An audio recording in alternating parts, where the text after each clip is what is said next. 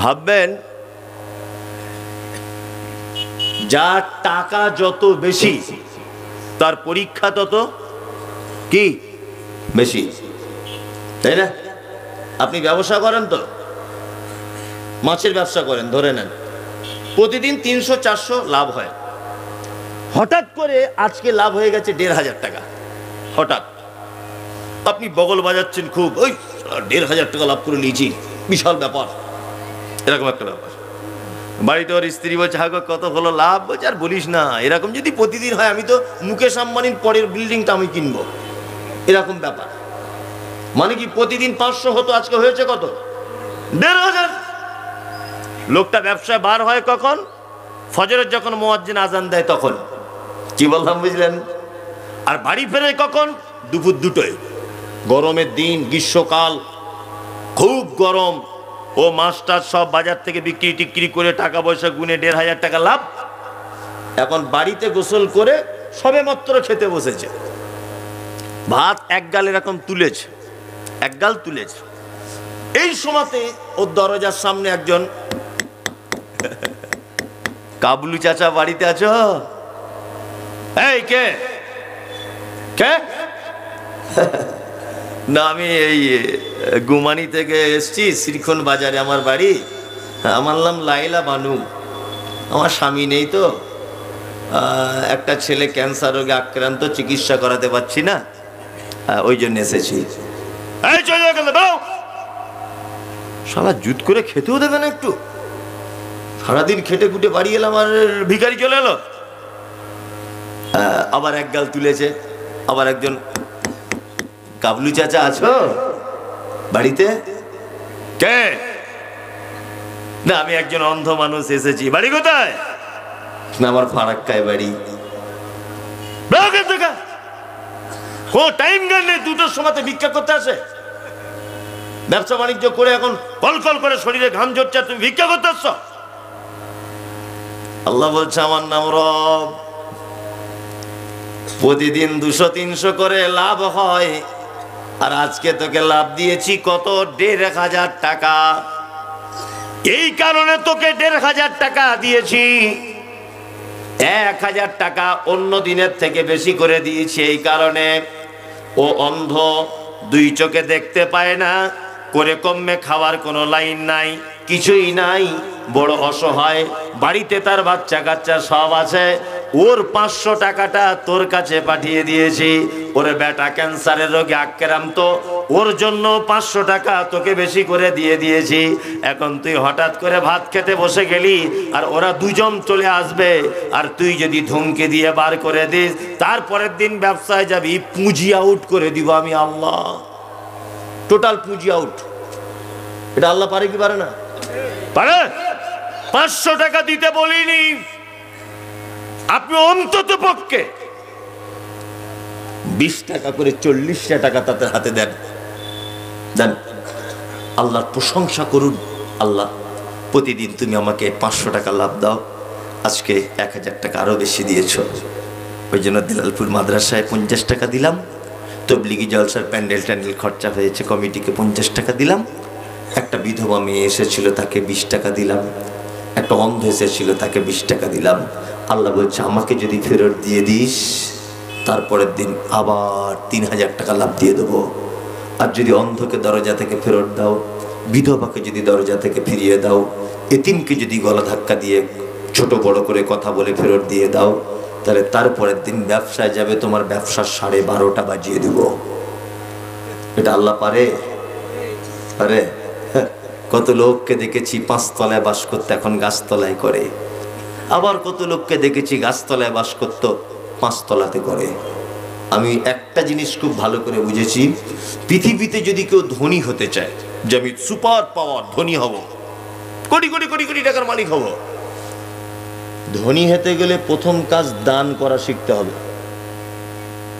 যে দান করতে পারে না, জীবনে কোনো দিন ধনী হতে পারবে না। কি বললাম বুঝলেন?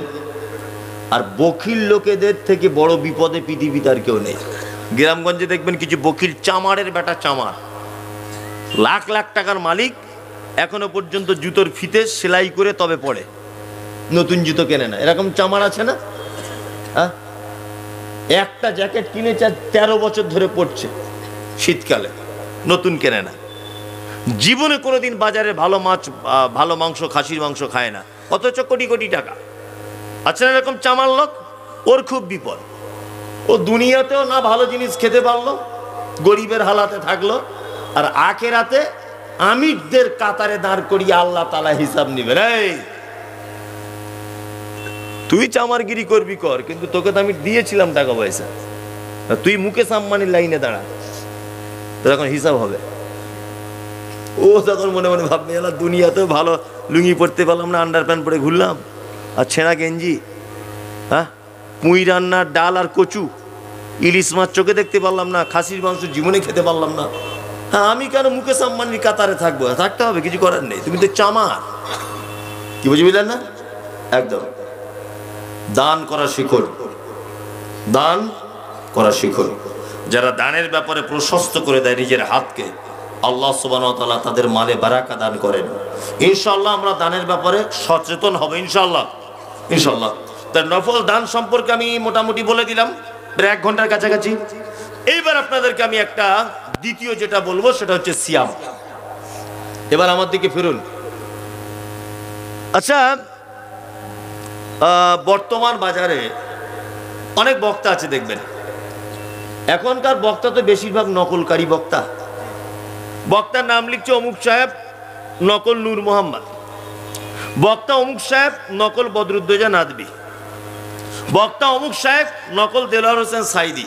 মনে মনে ভাবি, শালা বক্তাই যদি নকল হয়, ও আসল কথা বলবে কি করে? তো নিজেই নকল। আছে না? কত যে নূর মোহাম্মদ তা আল্লাহ ছাড়া কেউ জানে না, কত যে বদরুদ্দোজা নদবী তা আল্লাহ ছাড়া কেউ জানে না, কত যে দেলোয়ার হোসেন সাইদি আর কত যে আব্দুর রাজ্জাক বিন ইউসুফ বার হয়েছে। আল্লাহু আকবার। কি বললাম বুঝলেন না? তো মনে মনে ভাবছি, ও নিজেই যদি নকল হয়, তাহলে আর ও কি আসল কথা বলবে? এবার আপনাদেরকে একটা কথা বলি। আচ্ছা, এটা কি মাস আরবি? শাবান, শাবান মাস, তাই না? শাবান মাসে বেশি বেশি কি করতে হয়? একটা লোক করেছেন, কেউ হাত তুলুন তো এখানে। কজন? মানে 1 2 3 4 5, ঠিক আছে। তুমিও করেছো বাবু, মাশাআল্লাহ। উম্মে সালমা রাদিয়াল্লাহু তাআলা আনহা তিনি বলছেন যে আল্লাহ রাসূল সাল্লাল্লাহু আলাইহি ওয়াসাল্লাম শাহরাইন মুতাতাবিআইন, পরপর 2 মাস সিয়াম রাখতে দেখেছি আমি। কোন মাস? শাবান আর রমাজান। তবে তিনি দুটো একটা সিয়াম শাবানে ছেড়েও ছিলেন। এক নাগারে কোন কোন হাদিস থেকে প্রমাণ পাওয়া যায় 15 দিন পর্যন্ত, 15ই শাবান পর্যন্ত আল্লাহ রাসূল সাল্লাল্লাহু আলাইহি ওয়াসাল্লাম সিয়াম পালন করতেন। এইবার আপনাদেরকে বলি, নফল সিয়ামের গুরুত্ব কত। এক, আরাফার দিনে কেউ যদি সিয়াম পালন করে, কোন দিনে? আরাফার দিনে কেউ যদি সিয়াম পালন করে, গত 1 বছরের, আগামী 1 বছরের পাপকে ক্ষমা করে দেওয়া হয়। 2, কেউ যদি আশুরার দিনে যদি সিয়াম পালন করে মুহররমের 9-10 তারিখে, তাহলে 1 বছর, গত 1 বছরের পাপকে কি করা হয়? ক্ষমা করে দেওয়া হয়। 3, আমাদের নবী মুহাম্মদ সাল্লাল্লাহু আলাইহি ওয়াসাল্লাম তিনি বলছেন, কেউ যদি আল্লাহ সুবহানাহু ওয়া তাআলার সন্তুষ্টির জন্য একটি যদি নফল সিয়াম যদি পালন করে, তাহলে তার থেকে জাহান্নামকে 70 বছরের রাস্তা একটি ঘোড়া ছুটলে যতটা রাস্তা যাবে 70 বছর, তার থেকে ওই ব্যক্তির থেকে জাহান্নামকে ততটা দূরে সরিয়ে দেওয়া হবে। কি বুঝতে পারছেন? চলুন, তাহলে এই 3টে কথা বললাম নফল সিয়ামে, তাই না? তাহলে নফলে যদি এই হয়, মানে নকল বক্তায় যদি এই হয়, তাহলে আসল কি হবে? হ্যাঁ, নফলে যদি এই উপকার হয়, একটা রোজা রাখলে যদি 70 বছর জাহান্নাম থেকে আল্লাহ যদি দূরে সরিয়ে দেয়, হ্যাঁ, তাহলে ফরজ রাখলে কি হয়? আল্লাহু আকবার, আল্লাহু আকবার। ফরজের উপকারিতা বললে তো মাথা আর কাজ করবে না। ফরজের উপকারিতা কি? আর কদিন পরে রমজান, প্রস্তুতি নিচ্ছেন তো? ইনশাআল্লাহ 1 মাস সিয়াম পালন করবে ইনশাআল্লাহ। ইনশাআল্লাহ। আমাদের প্রস্তুতি কি? আমাদের প্রস্তুতি ছোলা কিনতে হবে, ভালো মানের খাজুর কিনতে হবে, আর ইফতারিতে প্রতিদিন ফল চাই, এইসব আমাদের প্রস্তুতি। আপনার স্ত্রীকে দেখবেন গ্যাসটা সব ভালো করে ভরে নিচ্ছে, সাহারিতে রান্না করতে হবে, এইসব প্রস্তুতি না, এইসব হাবিজাবি প্রস্তুতি। আমাদের মসজিদ কমিটিরা প্রস্তুতি নিচ্ছে, রং টং করে ঠিকঠাক করছে, রমজান মাস আসছে, তাই না? আল্লাহ, এটা তো আপনার প্রস্তুতি। হ্যাঁ, স্বয়ং আল্লাহ রমজান মাসে কি প্রস্তুতি নেয় দেখুন, আল্লাহ নিজে, সুবহানাল্লাহ। আচ্ছা, আপনার বাড়িতে যদি আমি এখন মেহমান হয়ে যদি যাই, তা আপনার বিছানার চাদর যেটা বিছানো থাকবে খাটের উপরে প্রতিদিন, ওই চাদরটাই থাকবে না নতুন চাদর আপনার স্ত্রী বার করে দিবে? কোনটা নতুন? আপনার বাড়িতে আমি যদি যাই, তাহলে আপনার স্ত্রী প্রতিদিন যে প্লেটে আপনারা ভাত খান ওই প্লেটে খেতে দিবে না আমার জন্য নতুন প্লেট নিবে? নতুন প্লেট নিবে। বাড়ি ঘরদোর পরিষ্কার করবে। মমতাজুল ইসলাম বক্তা আসছে, যাতা ব্যাপার নয়। হ্যাঁ, আমাদের বাড়িতে আসছে, আপনার স্ত্রী দেখবেন 1 সপ্তাহ আগে থেকে সব ঘর বাড়ি রেডি করছে।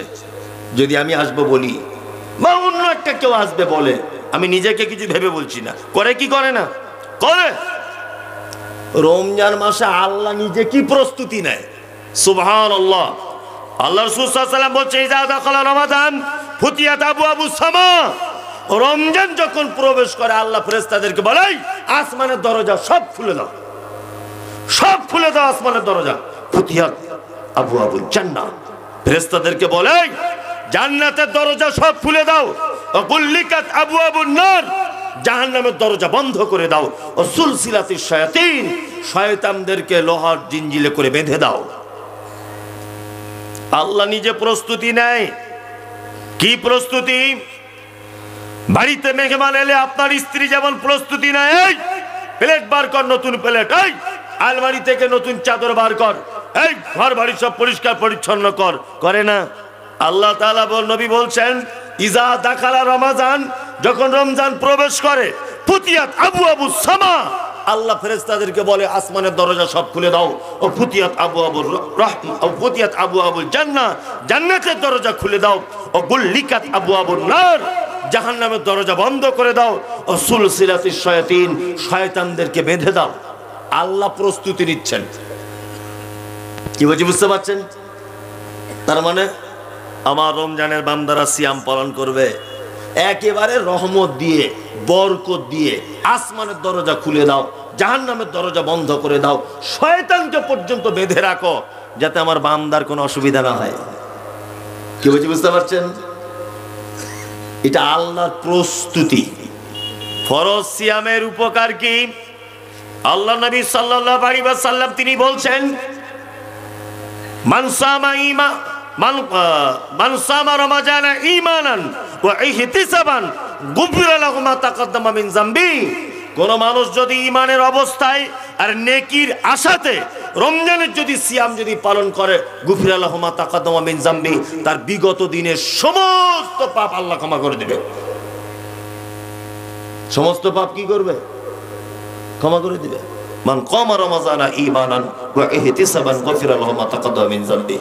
কেউ যদি রমজানে যদি তারাবির সালাত অর্থাৎ কিয়ামুল লাইল যদি করে, তাহলে তার জীবনের বিগত দিনের সমস্ত পাপকে ক্ষমা করে দেওয়া হবে।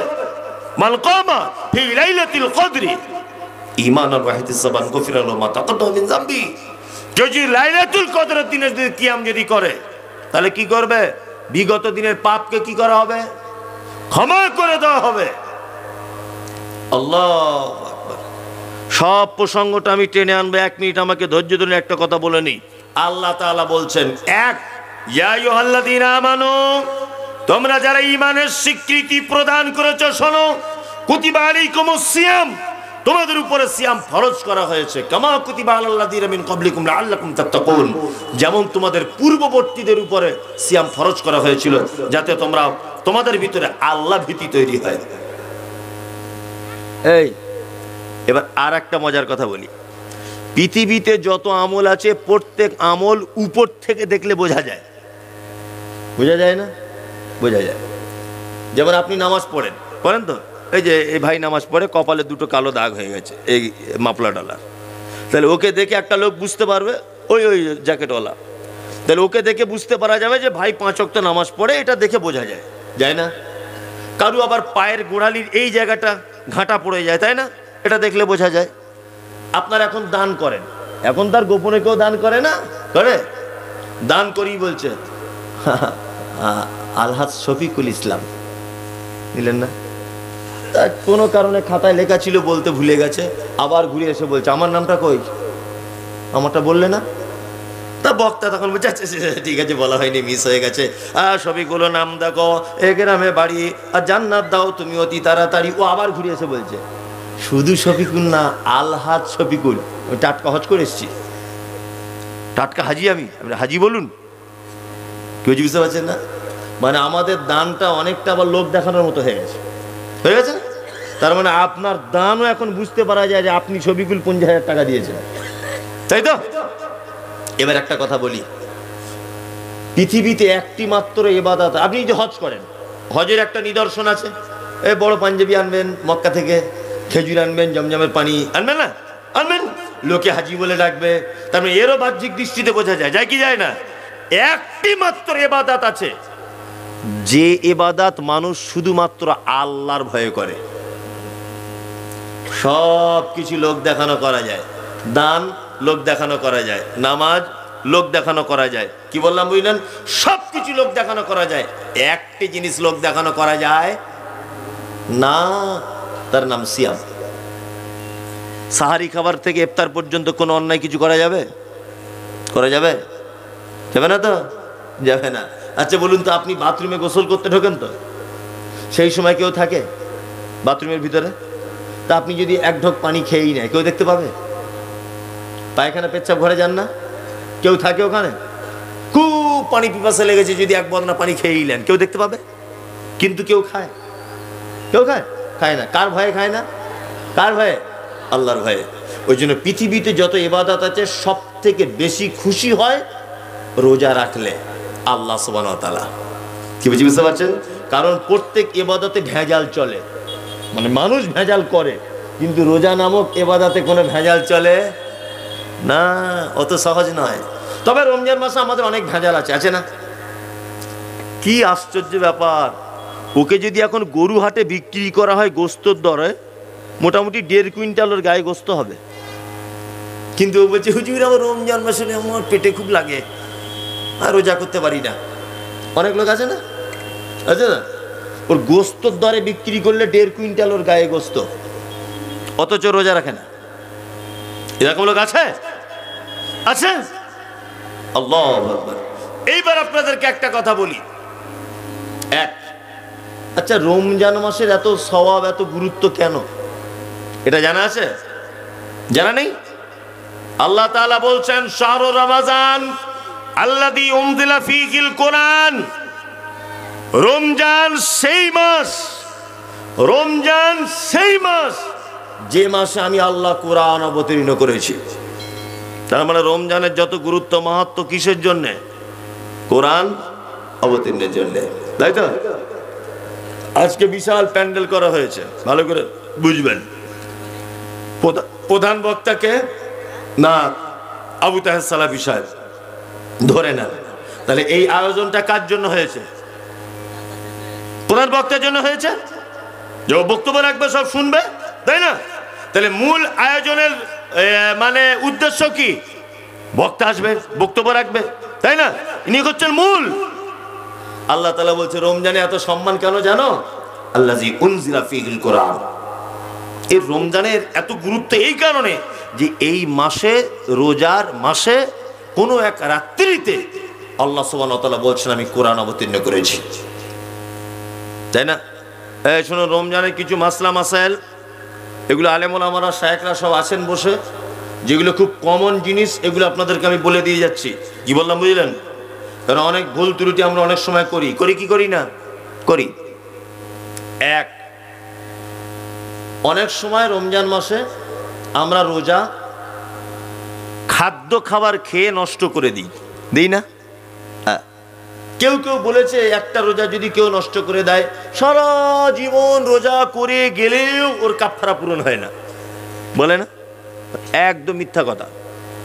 আপনি ইচ্ছা করে হোক একটা রোজা মিস করেছেন, ইচ্ছা করে, একদম ভালো করে বুঝবেন, আপনি একটি কাবিরা গুনাহ করেছেন। ফরজ ইবাদত ইচ্ছা করে ছেড়ে দিয়েছেন, আপনি কি করেছেন? কাবিরা গুনাহ করেছেন। আপনি তার জন্য আল্লাহর দরবারে ক্ষমা প্রার্থনা করুন, আর পরবর্তী টাইমে ওই রোজাটা পূর্ণ করে দেন। কি বললাম বুঝলেন? তাহলে খাদ্য দিয়ে রোজা যারা ভেঙেছে ইচ্ছা করে, তারা কাবিরা পাপ করেছে, হ্যাঁ, তারা আল্লাহর কাছে ক্ষমা চাইবে এবং পরবর্তীতে ওই রোজাগুলো কি করবে? করে দিবে। নাম্বার 2, আর একটা রোজা ভাঙার পদ্ধতি, তার কাফারা আবার একটু বেশি। সেটা কি? রোজা অবস্থায় যদি কেউ দিনের বেলাতে স্বামী স্ত্রী মিলন করে যদি রোজা ভাঙে, ভালো করে বুঝবেন, রমজান মাসে দিনের বেলাতে স্বামী স্ত্রী দুপুর বেলাতে শুয়েছিল, কোনো কারণে যদি স্বামী স্ত্রী মিলন ঘটে যায় রোজা অবস্থাতে, এটা কিন্তু আর দোয়া করে পার পাওয়া যাবে না। কি জরিমানা আছে? 1 নম্বর জরিমানা গোলাম আজাদ করতে হবে, 2 নম্বর জরিমানা 60টা রোজা রাখতে হবে। আরে 30টার ক্ষেত্রেই যদি এই হয় 60টার করা যায়, 60টা রোজা রাখতে হবে। আর না হলে 60 জন মিসকিনকে কি করতে হবে? খেতে দিতে হবে। এর নাম সিয়াম। অনেক বৈধ জিনিস অবৈধ হয়ে যাবে, যেমন স্বামী স্ত্রী মিলন দিনের বেলা, রাতের বেলা, দুপুর বেলা, বিকেল বেলা, সকাল, সন্ধ্যা, যে কোনো টাইমে আপনি আপনার স্ত্রীর সঙ্গে মিলিত হতে পারেন, কিন্তু রমজান মাসে চলবে না দিনের বেলা। যদি রাত্রে আপনি স্বামী স্ত্রী মিলামেশা করতে পারেন, কোনো সমস্যা নেই, সাহারি আগ পর্যন্ত, ইফতারি পর থেকে নিয়ে সাহারি আগ পর্যন্ত। তাহলে আমরা এই অন্যায় কাজ দিনের বেলা তো রমজান মাসে করবো না, তাহলে অনেক জরিমানা। কি বললাম বুঝলেন? আর একটা জিনিস আপনারা জেনে যান, আমাদের যারা ফেতরা দিই, ফেতরা দিই তো কবে থেকে দিই? ওই মোটামুটি 15 থেকে শুরু, তাই না? 15 থেকে শুরু, মানে যে যেটা বুঝেছে আর কি। এগুলো খুব মানুষ ভুল করছে, ওই জন্য আপনাদেরকে আমি বলে দিচ্ছি, এবং আমি যাচাই বাছাই করে জেনে বুঝে তবে আপনাকে বলছি। এগুলো আমাদের জেনে রাখলে একটু ভালো হবে, কারণ 2-4 দিন পরে রমজান আসছে, তাই না? আচ্ছা, আমরা ফেতরাটা দিই কেন? এটাকে বলুন। ফিতরা দিই আমরা এই কারণে, যাকাতুল ফিতরে এই কারণে আমরা দিই যে রমজান মাসে রোজা করতে করতে যদি কোনো ছোট বড় ভুল ত্রুটি হয়ে যায়, ছোটখাটো, তাহলে এই ফিতরাটা হচ্ছে এই ছোটখাটো ভুলের কাফারা। এই ফিতরার মাধ্যমে আল্লাহ আপনার রোজা অবস্থায় ছোটখাটো ভুলগুলোকে কি করবে? মাফ করে দিবে, তাই তো? আপনি 15টা রোজায় ফিতরা দিয়ে দিলেন, তাই তো? আচ্ছা বলুন তো, 15টা রোজায় ফিতরা দেওয়ার পরে এখনো তো 15টা রোজা বাকি আছে না নেই? তাহলে এই 15টার ভিতরেও তো ভুল ত্রুটি হতে পারে কি পারে না? পারে। তাহলে তখন কি করবেন? ওই জন্য অত আগে ফিতরা দিবেন না। কি বললাম বুঝলেন?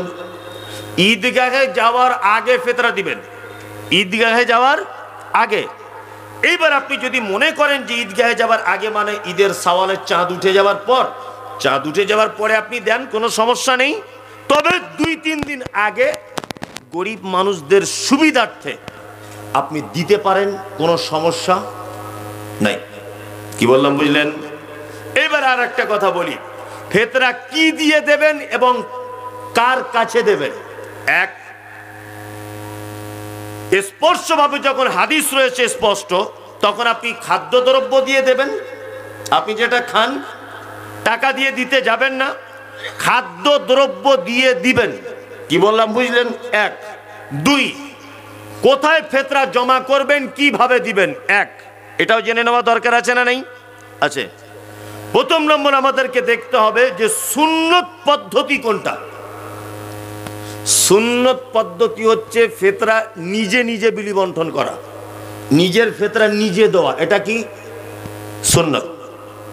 এবার আপনি যদি মনে করেন যে মোড়লের কাছে জমা করব, এগুলো হয় আপনাদের এলাকায়? হয়। মোড়লের কাছে আপনি জমা করবেন কোন উদ্দেশ্যে?